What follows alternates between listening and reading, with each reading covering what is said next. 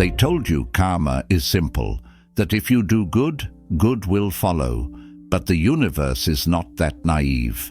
Karma is not a reward system, it is a mirror, a patient, silent force that does not chase you.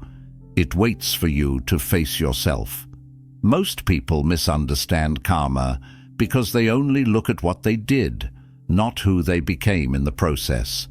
Karma does not punish, it reveals.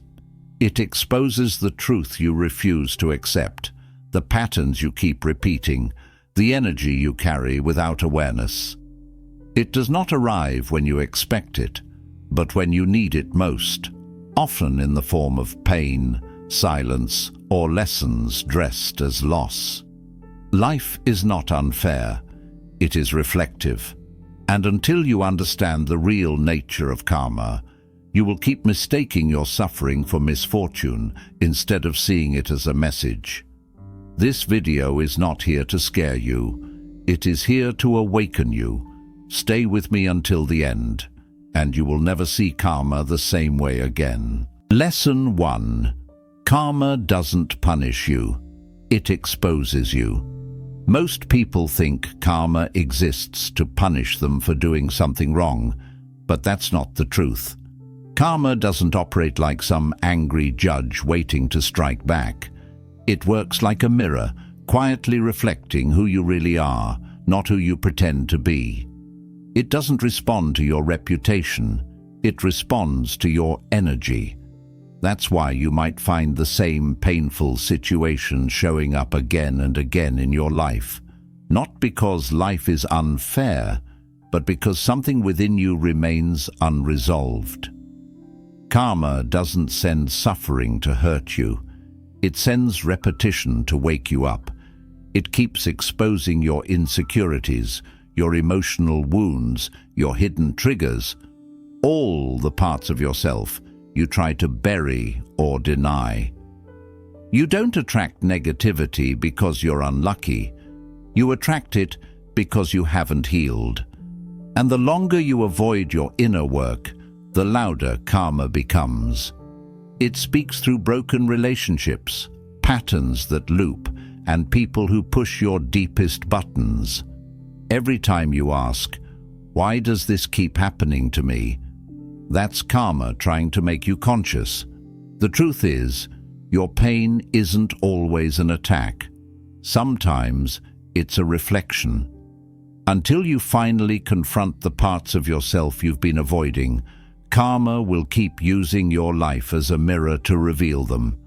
Because karma doesn't punish, it exposes everything you refuse to see. Lesson 2. Karma doesn't follow what you show, it follows what you hide. Karma isn't fooled by appearances. You can smile, say the right things, pretend to be kind, generous, spiritual, but if deep down you're driven by ego, pride, guilt, or control, karma will respond to that energy, not your mask. Most people think if they act good, they'll receive good. But karma doesn't listen to your words, it listens to your vibration. You might donate money, but secretly want recognition. You might forgive someone, but still hold resentment in your heart. That hidden energy is what karma responds to. It's not interested in the role you play in front of others. It's interested in the truth you carry when you're alone. You can't cheat the universe by looking pure if you're living in deception. Karma is precise. It doesn't just mirror your actions, it mirrors your intentions. And when your outer behavior doesn't match your inner truth, you create conflict, confusion, and emotional debt that keeps returning in different forms. You may think you got away with something, but karma sees what you suppress. It follows the emotions you bury, the motives you deny, and the thoughts you think no one hears. What you hide will always find its way back to you, not as punishment, but as a reflection of what still needs to be purified. Because in the eyes of karma, Nothing hidden stays hidden forever. Lesson 3. You keep meeting the same devil in a different body.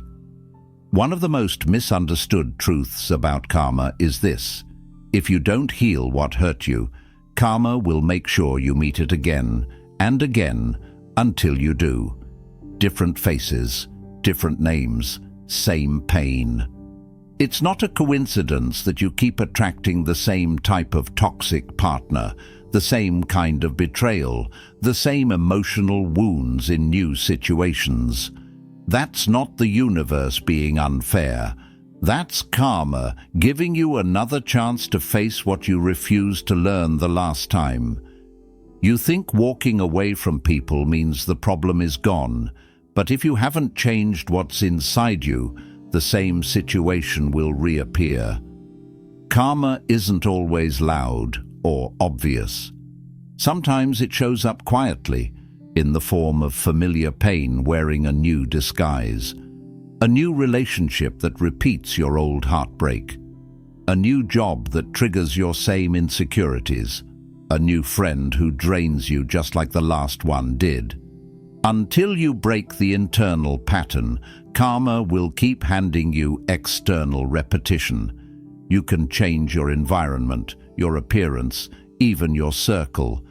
But if you haven't transformed your mindset, your boundaries, or your emotional triggers, the same lessons will follow you everywhere you go. That's the cruelty of karma. It doesn't let you escape your shadow.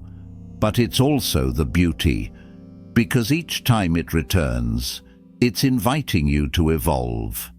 It's not trying to ruin your life, it's trying to wake you up. You can either keep blaming others or start asking yourself, why does this feel so familiar? Karma brings the devil back, not to break you, but to give you the chance to finally defeat it from within. And here's the brutal truth. If you keep meeting monsters, maybe it's time to stop running and start asking what part of you invites them in.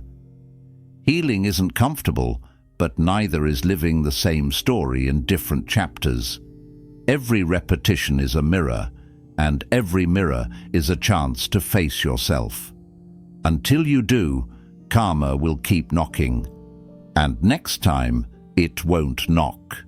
It will break the door down. Lesson 4. You're not a victim, you're a participant. It's easy to blame others. It's comfortable, it's safe. When things go wrong, when people betray you, when situations fall apart, pointing the finger outward helps you avoid looking inward. He hurt me. She lied. They left. Life is unfair. These are the stories we tell ourselves to avoid responsibility. But karma doesn't care about your stories. Karma doesn't listen to your excuses. Karma only responds to energy. And the energy you carry determines what you attract, allow, and tolerate. Most people live their lives stuck in the victim mindset. They think they're cursed, unlucky, or surrounded by toxic people. But here's the uncomfortable truth. You're not just a victim of your reality, you're a co-creator of it. Every time you allowed someone to cross a boundary, stay longer than they should have, or drain your peace without consequences, you participated in your own suffering. Every time you ignored the red flags, stayed quiet when you should have spoken up, or settled for less because you didn't think you deserved better, that was you, not them. Karma doesn't just show up in what people do to you. It shows up in what you allow. What you tolerate becomes your standard, and your standard becomes your karma. You think you're being kind, patient, understanding, but often you're just avoiding confrontation with your own worth. And karma sees that. It sees the fear behind your silence, the self-doubt behind your people-pleasing, the unhealed wounds behind your constant forgiveness of those who don't deserve it. You're not unlucky. You're repeating cycles, because part of you believes that's all you're worth. And the longer you keep wearing the mask of the victim, the harder karma will work to rip it off. Life will keep giving you the same pain in different forms. Not to torture you, but to expose you. To show you that your suffering isn't random, it's chosen.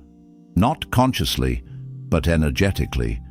And until you take full ownership of that, you'll keep dancing with the same demons, blaming them, while refusing to see the one common factor in every painful story: you.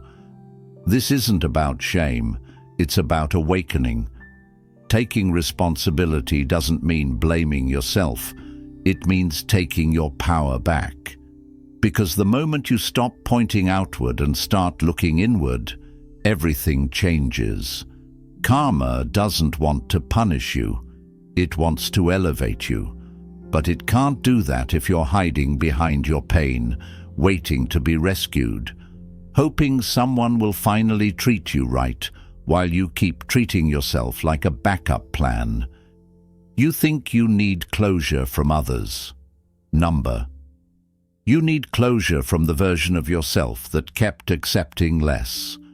You need to bury the mindset that told you it's noble to suffer, that love means sacrifice, that silence keeps the peace. That's not peace. That's karmic self-abandonment.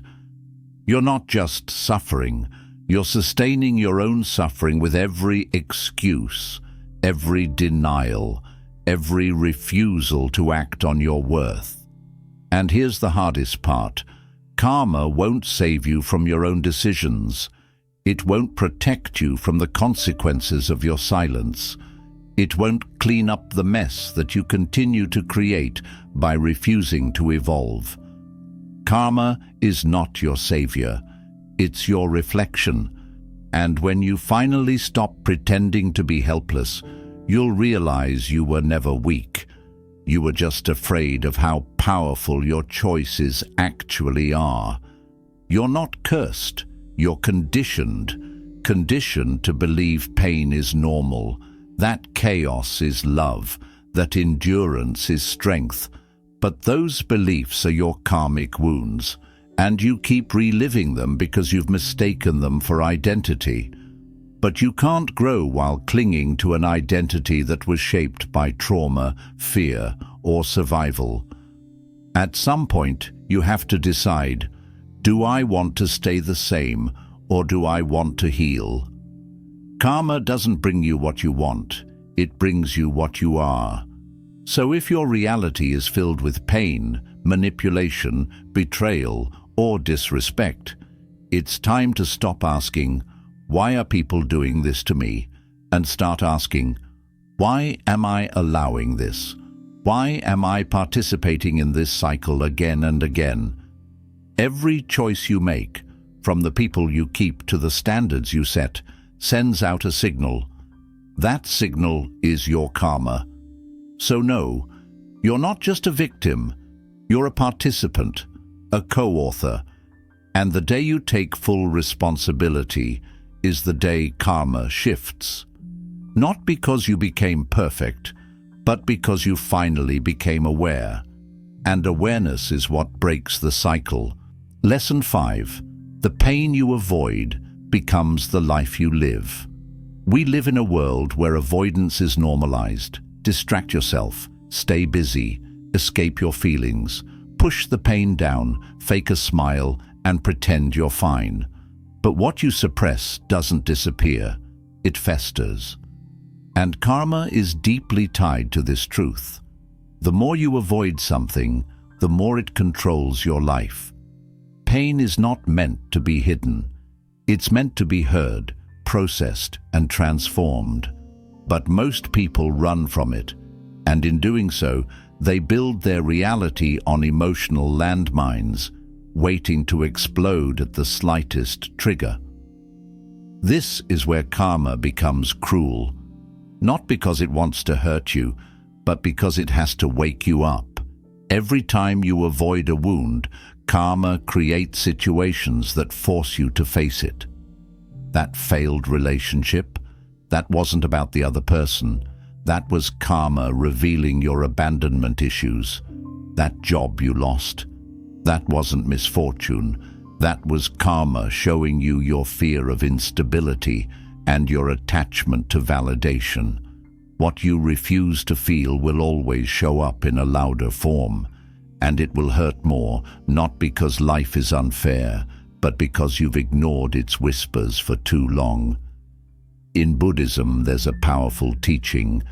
Pain is inevitable, but suffering is optional. This means pain will enter your life. No one can escape it, but suffering arises when you resist that pain, when you cling to the past, when you deny the truth. Karma is not the pain. It's the suffering you create by running from what needs to be healed. The Buddha didn't promise a life without suffering. He showed us how to stop creating it. And the first step is to stop avoiding the discomfort that's meant to transform you. Avoidance is karma's favorite playground. Every time you suppress your emotions, distract yourself with people, entertainment, food, or work, you are creating a deeper karmic imprint. You may feel relief in the moment, but over time, your life begins to bend around that pain. You start shaping your choices based on fear. You limit your joy to avoid disappointment. You stop trusting, stop growing, stop risking, all because of an old wound you were too afraid to touch. And so karma keeps circling, not to hurt you, but to liberate you. But liberation requires truth, and truth requires courage. What pain are you still avoiding? What emotion do you keep pushing down? Anger, shame, guilt. The karma tied to those emotions doesn't go away because you stay silent. It goes deeper into your health, your habits, your relationships, and eventually it becomes your identity. You're not just carrying pain, you're living inside it, and until you stop avoiding it, you'll keep repeating the same emotional storyline in different chapters of your life. But here's the miracle. The moment you turn toward your pain instead of away from it, karma begins to shift. When you finally sit with the discomfort, breathe through it, observe it, allow it, you release the grip it has on your reality. You don't have to solve it all at once. You just have to stop running. The path to healing begins the moment you stop pretending that you're already healed. You think avoiding pain protects you, but it actually imprisons you. It keeps you small, reactive, afraid. Karma doesn't care how strong you pretend to be. It responds to what you truly feel. So if you're tired of repeating the same suffering, stop asking the world to change. Start listening to what your pain has been trying to say, because once you face it, really face it, karma has no reason to keep replaying it. Lesson 6. Karma hits harder when you think you got away with it. There's a strange comfort people find in secrecy. They believe if no one sees it, it never happened. If no one confronts them, they've escaped the consequences. That lie, that false sense of safety, is exactly where karma begins its work. Because karma is not public. It's personal. It doesn't need witnesses. It doesn't need evidence. Karma operates in silence, and it strikes when the illusion of safety is strongest. It lets you run. It lets you lie. It lets you build a life on manipulation, on betrayal, on false foundations. But just when you think you've escaped, karma knocks. And it doesn't knock softly. It comes for what you treasure most. You may have fooled people. You may have worn your mask so well that even those closest to you never noticed. You smiled. You played the victim. You justified every wrong choice, every betrayal, every selfish decision. You told yourself you had reasons. You blamed your past. You said, "I had no choice." But karma doesn't care about your reasons. It responds to your energy, not your explanations. And energy never lies. You cannot escape the vibration of your actions. You might delay the consequences, but you cannot delete them. Karma doesn't always come when you're wrong. It comes when you're comfortable, when you believe you've outrun it. That's when it strikes. Not to punish you, but to show you what you've truly built. Because sometimes karma doesn't take everything from you. No, it gives you everything you thought you wanted, and then watches you crumble under the weight of it. That relationship you manipulated to keep, it turns cold. That success you achieved by stepping on others, it empties you. That image you protected so carefully, it shatters in the mirror when you're finally alone. Karma knows your weakness better than you do, and it doesn't just attack where you're strong. It exposes where you're hollow. It reveals what you truly value by placing it in the line of fire, not as revenge, but as correction. Because karma isn't here to destroy you. It's here to strip away what was never real, what was built on lies, what was earned through betrayal. And when it falls apart, you're left with the truth. Not the truth you told others, but the truth you were too afraid to tell yourself. Buddhism teaches that everything we do, speak, or even think plants a seed. And those seeds don't die. They wait. They grow in the dark. And one day they bloom as joy or as destruction. You may not recognize the moment you planted the seed, but when it returns, it will demand your full attention. And when it does, no excuses, no prayers, no pretending will stop it. You will be forced to reap what you've sown, fully, painfully, and without shortcuts. This is why karma often waits. It's not cruel, it's accurate. It gives you space to change, to evolve, to choose differently. But if you keep choosing the same deception, the same manipulation, the same greed, then karma no longer whispers. It roars. It rips apart the false version of your life so that something real can be born from the ruins. It doesn't come to destroy you. It comes to reveal you. And sometimes that revelation feels like punishment, but it's actually a second chance, if you're humble enough to take it. If you think you got away with it, pause. Look again. The delay isn't escape, it's build-up. And the longer karma waits, the louder it returns. Not to make you suffer, but to give you a mirror you can no longer avoid. A mirror that shows everything, not just what you did, but who you've become because of it.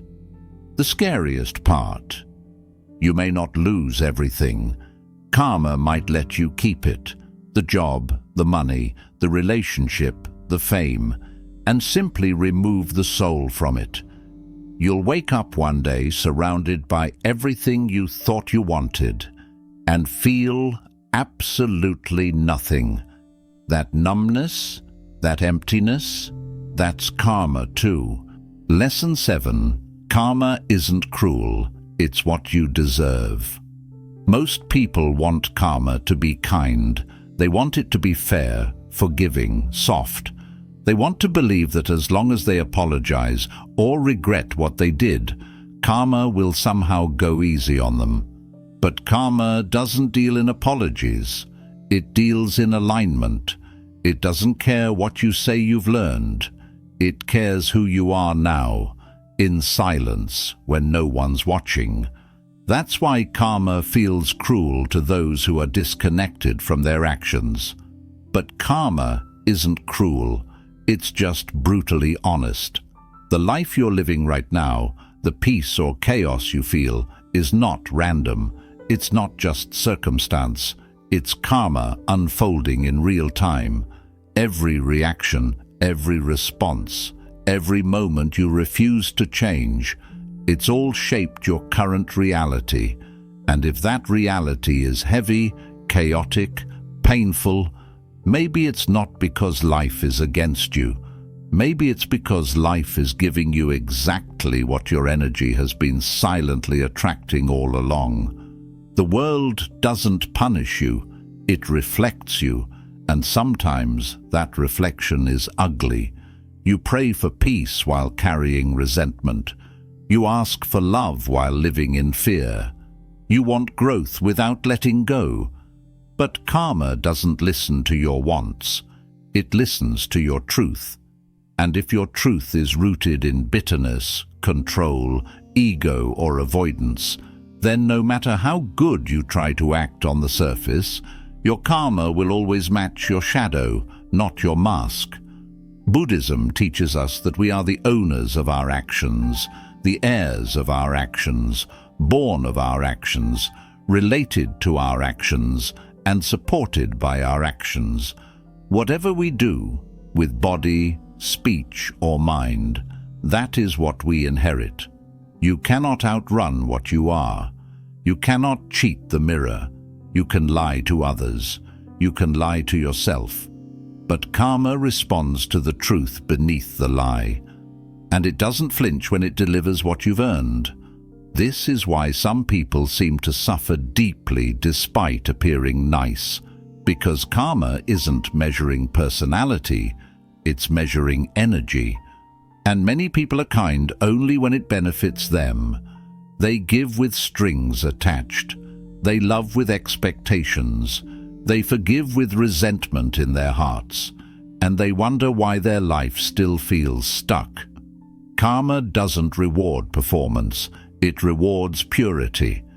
And that's what makes it feel so ruthless to those who are still faking it. Here's the most painful truth. Sometimes karma doesn't destroy you. It simply lets you live with the results of your own decisions. It lets you feel the emotional emptiness of the shortcuts you took. It lets you hold the success you built on manipulation and watch it mean nothing. It lets you sit in the silence after pushing everyone away. Karma doesn't always take things from you. Sometimes it just takes the joy out of what you have. That hollow feeling, that numbness you can't explain. That's not bad luck. That's karmic reality settling in. But here's the beauty buried in all that pain. Karma is not out to break you. It's out to awaken you. It gives you exactly what you need, not what you want, but what your soul requires to evolve. And if you're willing to face it, to stop blaming, running, pretending, then karma becomes your greatest teacher. It stops being punishment and starts becoming purification. You are not being attacked, you are being shown. Every hardship, every heartbreak, every dark night of the soul is karma trying to burn away what no longer serves your higher self. And yes, it hurts. Growth always does. But on the other side of that pain is a version of you that no longer creates the same karma, no longer attracts the same wounds, no longer lives on autopilot.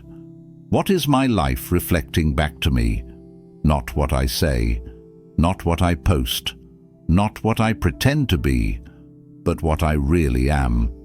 Because karma doesn't give you what you preach, it gives you what you practice. And the moment you stop living in denial, the healing begins. So no, karma isn't cruel, it's simply accurate. It doesn't give you what you wish for, it gives you what you are. Not what you say, not what you post, but what you consistently practice when no one's watching. If your life feels heavy, chaotic, or repetitive, it's not because the universe is against you. It's karma reflecting the energy, habits, and wounds you keep avoiding. The truth is, every unhealed part of you keeps attracting the same pain in different disguises. And the more you deny it, the louder it returns. But the moment you stop running, stop pretending, and take full ownership of your life, That's when karma begins to shift. It stops being your punishment and becomes your purification. It stops being a cycle and becomes your transformation. Because when you align with truth, deeply, fearlessly, fully, karma doesn't come back to hurt you. It comes back to reward you with peace, freedom, and a life that no longer runs from itself.